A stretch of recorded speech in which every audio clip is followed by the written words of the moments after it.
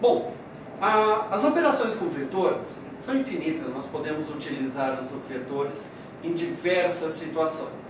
Eu mencionei inicialmente que no caso do avião, o avião precisaria de 3 velocidades simultâneas. Como que nós chegamos nessa situação do vetor para 3 direções? Vamos pegar aqui nosso eixo X e eixo Y.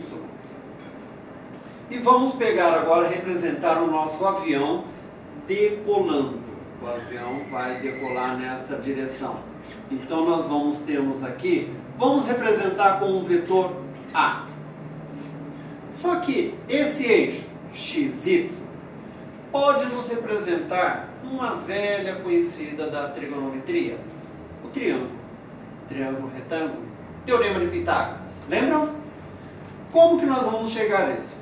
Olha só, se eu projetar essa altura aqui, essa altura não pode ser representada pelo eixo Y, não é exatamente o mesmo tamanho, então nós vamos projetar como se fosse uma sombra no eixo Y. Então, esse tamanho de vetor, ou o vetor que vai representar a velocidade de subida do nosso avião, nós vamos representar como A de Y, que é uma projeção, é um fragmento, é uma representação do vetor A, só que na direção Y, que ele vai depender do ângulo.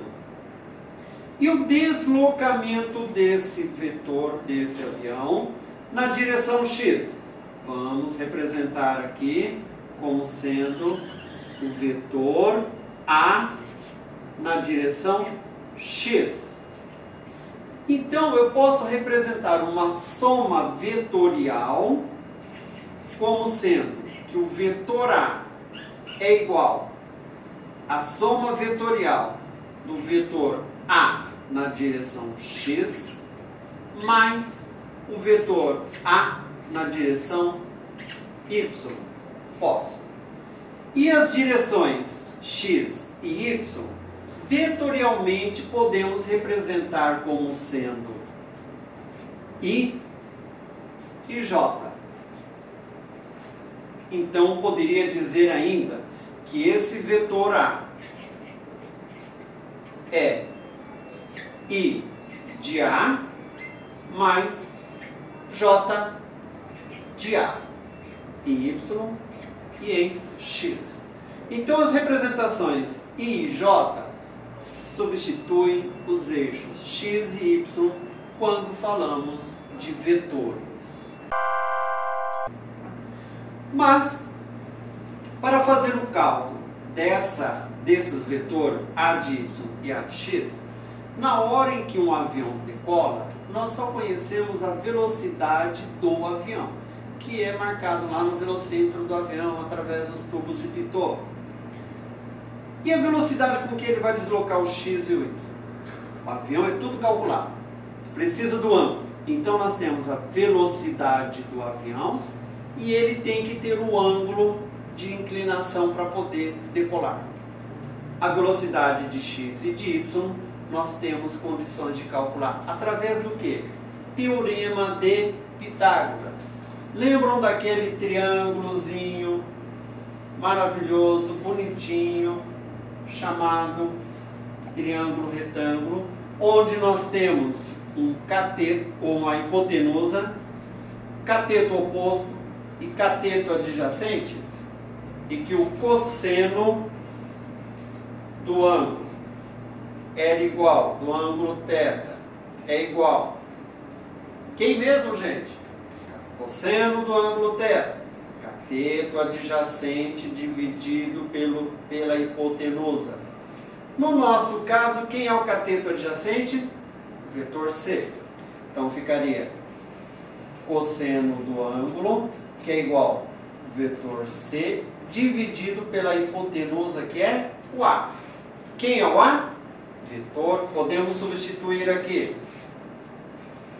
A cosseno do ângulo, que é igual ao C. Só que estamos falando de vetores, então representamos dessa forma: A na direção X é igual vetor A cosseno do ângulo θ. E aqui nós temos a fórmula para calcular o deslocamento do avião durante a sua decolagem. Bom, agora precisamos conhecer qual vai ser o vetor de velocidade de subida desse avião. Para subir, nós vamos ter que representar no eixo na direção Y. Lembre-se, a direção Y pode ser chamada também de vetor J. E a direção X pode ser também chamada de vetor I. Então, nesse caso aqui, como é que vai ficar? Vetor A de Y. Ou vetor A de Y pode ser A na direção J. Lembre-se disso e não esqueçam a setinha em cima. Vetor A na direção J, representando o eixo Y. Mas quem é esse vetor na direção J? Cateto oposto. Como que eu vou representar um cateto oposto no triângulo retângulo? Seno de um ângulo é igual cateto oposto dividido pela hipotenusa. Quem é o nosso cateto oposto? Vetor na direção J. Então vai ficar seno do ângulo é igual vetor A de Y dividido pela nossa hipotenusa. Que é a hipotenusa? O maior lado do triângulo retângulo. Então é o vetor na direção vetor de A, que representa a velocidade do avião. Como eu quero conhecer a velocidade de subida do avião, isolo para cá. Vai ficar vetor A seno do ângulo, que é igual o vetor na direção Y. Ou ainda, o vetor na direção Y é igual ao vetor A seno do ângulo. Então, o deslocamento, a subida do avião depende do ângulo. Quanto maior o ângulo, maior o valor de seno, maior velocidade do avião. Mas se eu colocar um ângulo muito grande, o avião sobe demais, perde sustentação e cai. Se eu colocar um ângulo pequeno, ele sai arrancando telhados de casa. Isso não é vantagem.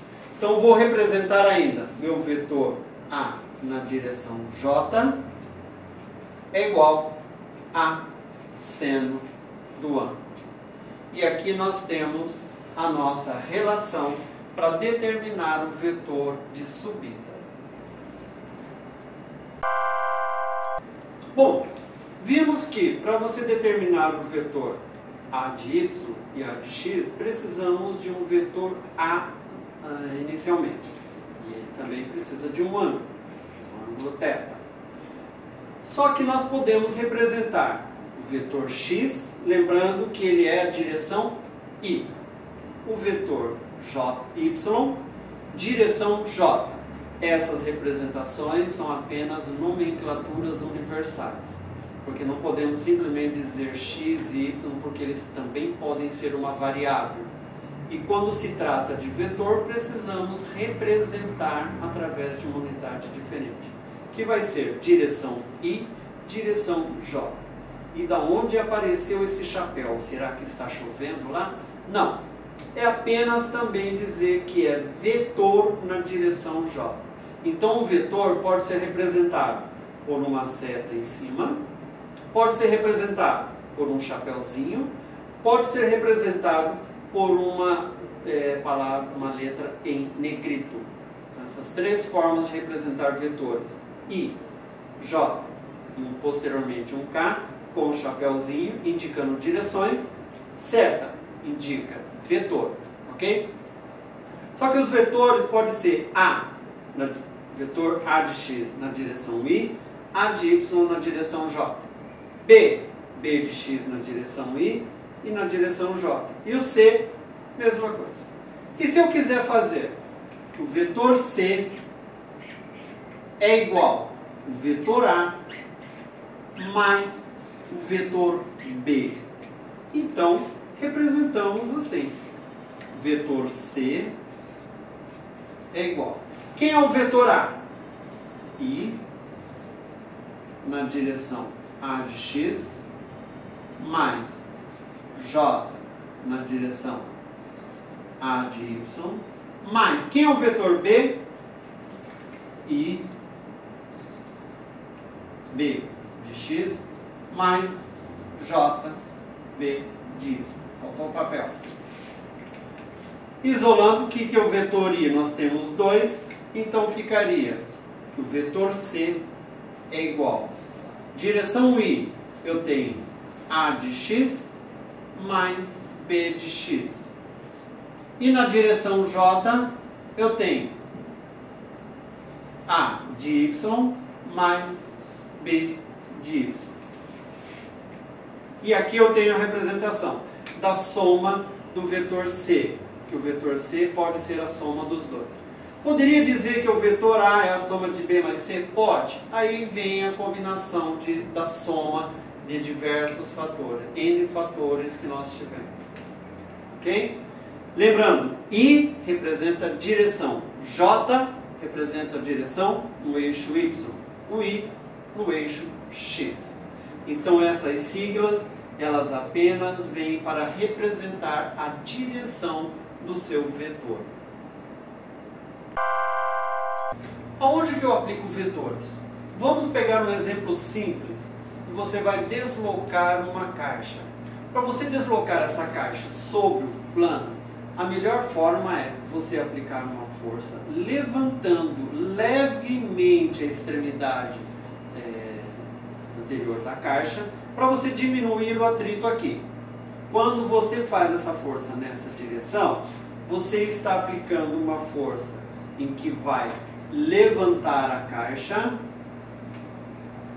e ao mesmo tempo irá deslocar essa caixa para frente. Então nós vamos ter uma força na direção X e uma força na direção Y. E aqui irá formar um ângulo de deslocamento. Só que esse ângulo não é um ângulo qualquer. Pode ser qualquer um, pode ser um ângulo de 90, 45, 30, 22.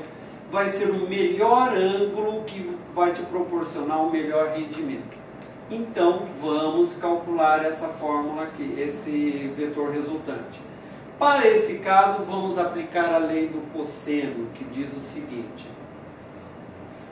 a força resultante, quadrado dela, é igual força na direção x ao quadrado, mais a força na direção y ao quadrado, mais 2 vezes a força na direção x, vezes a força na direção y, vezes o cosseno do ângulo entre as duas forças. Esta é uma aplicação direta da lei dos cossenos. Essa fórmula aqui, ela vem da derivação do teorema de Pitágoras. Pode ver que aqui até aqui é teorema de Pitágoras. Como eu tenho um ângulo qualquer, então eu preciso aplicar a lei dos cossenos. Aqui já está a fórmula prontinha por definição. Aplicação dessa situação aqui. Ok? Aqui você só aplica. Lembrando que quem é a força X pode ser representada como a força resultante ao quadrado é igual I F de x ao quadrado mais J F de y ao quadrado mais 2 vezes I f de x vezes j f de y cosseno do ângulo. Uma outra forma de representar isso, bem simples, é quando você coloca o vetor I e o J, você não precisa representar essa grandeza na forma vetorial. Então ela poderia ficar força resultante ao quadrado é igual I, chapeuzinho, F de x, mais, ao quadrado, J, chapeuzinho, F de y ao quadrado, mais 2 vezes I, F de x, vezes J, F de y, cosseno do ângulo. Observem que o vetor J, direção J, substitui a seta em cima da grandeza vetorial. Por quê? J, o I, ele já diz que é um vetor, ok? Na direção I, na direção J. Aqui é só você aplicar a fórmula quando você tiver uma situação assim, ok? O sistema que nós tínhamos visto até o momento era no eixo x, y. Quando eu tenho o sistema x, y, eu tenho 2 eixos, 2 dimensões, altura, comprimento, apenas 2 dimensões. Então nós chamamos de um sistema bidimensional. Mas podemos também ter um caso tridimensional. Por exemplo, uma bola, você chuta uma bola, ela está subindo, mas simultaneamente um vento lateral empurra essa bola. Então ela está subindo, se deslocando para frente e para o lado. Então ela possui 3 dimensões, 3 direções diferentes. Um sistema tridimensional.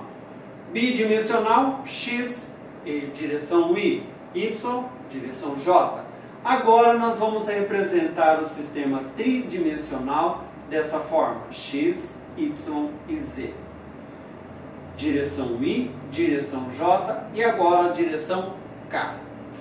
Quando eu tenho 2 vetores, y, direção e j, se eu fizer um produto vetorial, o que é um produto vetorial? Multiplicar um vetor pelo outro. Quando eu tenho 2 vetores, I e J, multiplico os 2, eu resulto no vetor K. Se eu tiver o vetor K e J, multiplico os 2, resulta no vetor I. I e K resulta no vetor K, J. Então podemos representar o produto escalar da seguinte forma.